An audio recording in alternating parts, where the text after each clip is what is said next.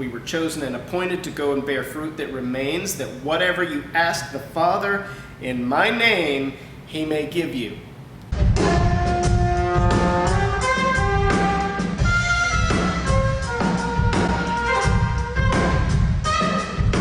Hi, welcome to Adventures in Discipleship. My name is Michael Pearson, and tonight I got a question for you.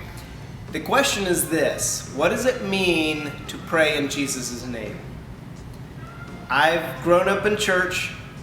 I've heard 1,000 different explanations of this, but the bottom line is my life does not yet line up with what I see Jesus saying in John chapter 14, 15, and 16.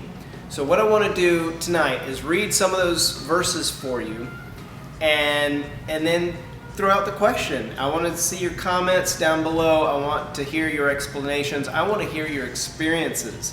What has God done in your life that is living out what these verses say? So here's some of them here. We'll start with John 14. John 14 verses 14 says, "Ask anything in my name, I will do it."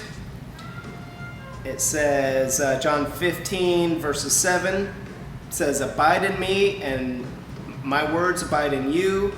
Ask what you desire and it shall be done for you." He says in verse 8, he says, "By this my Father is glorified, that you bear much fruit, so you will be my disciples." He says in verse 16, "We were chosen and appointed to go and bear fruit that remains, that whatever you ask the Father in my name, he may give you." And then it says again in chapter 16, verse 23 of John, it says, "Whatever you ask the Father in my name, he will give you." And then in verse 24, it says, "Until now you've asked nothing in my name. Ask and you will receive, that your joy may be full." And then there's other passages where Jesus tells his disciples, if you say to this mountain, "Be removed and cast into the sea," it'll be done.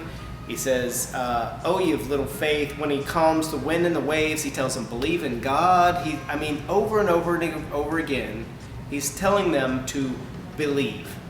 Believe, believe, believe. "And these signs shall follow those who believe." All things are possible to those who believe. So what does it mean to pray in Jesus' name, and how do we believe? What do we believe? Who do we believe? And that's where I'm leaning right now. Set your watch. I'm filming this on June 30th, 2018. So here's where I am now. I've been to conferences, I've prayed for people, I've seen some things, okay, but not a whole lot. I prayed for a girl's foot that was hurting, and she said it hurt less. That was awesome. I prayed for a kid who had one leg was a little longer than the other, and it seemed, I thought I saw the thing grow out a little bit. It didn't match up perfectly. He wasn't completely healed, but it looked like it moved. It looked like he was better than it was. I went to a church years ago where we prayed for this woman that was diagnosed with cancer, and then she came back a couple of weeks later after having gone to the doctor, and they couldn't find it anymore. It was gone. She was healed. And so I've seen things like this, little pieces, little tastes, and then I hear all kinds of stories, just tons and tons of stories of healings and miracles and all this stuff. And it's not just healings. Jesus did more than just heal people. Okay, he cast out demons, and we in America get kind of weirded out because I don't think most Christians even believe in demons. They don't act like it anyway. And then, but he did other things. He walked on water. He turned water into wine. He multiplied bread and fish. He told the winds and the waves to be quiet. He cursed a tree. He did other things that were miraculous. He told Peter to go catch a fish and get a coin out of its mouth and pay his taxes with that. He told them while they were fishing, and hadn't caught anything all night. He told them to throw their net on the other side, and they caught a ton of fish. So how did he know that? How did he know to tell them to do that? So that's what I want to ask, and that's what I want to get your feedback. I am working through this. I am praying through this because I want to know. I want to believe Jesus. When he says it, I want to believe it.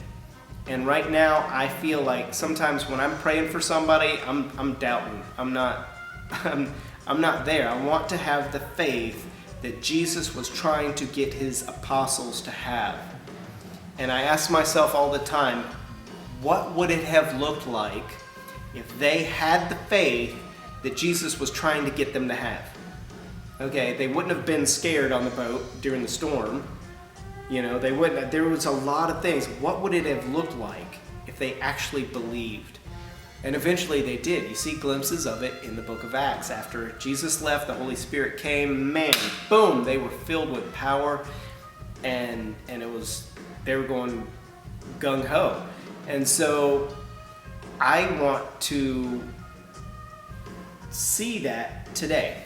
I want to see that in my life. I want to follow God no matter what he has for me. I want to believe in him no matter what. I want to believe. He says, these signs will follow those who believe. I want to believe. And it's not what do I believe, it's who I believe. I want to believe God. When he says it, I want to believe it. So that's where I am. That's what I'm pursuing. That's what I'm going for. And taking no prisoners. I want to go full bore into this. I want to figure out what it means, and I want to live in such a way that glorifies him, brings people into the kingdom, and shows his glory. I want to live out the love of Jesus Christ. So here's my question. What does it mean to pray in Jesus' name? So comment down below, let me know what you think, and I'll see you next time.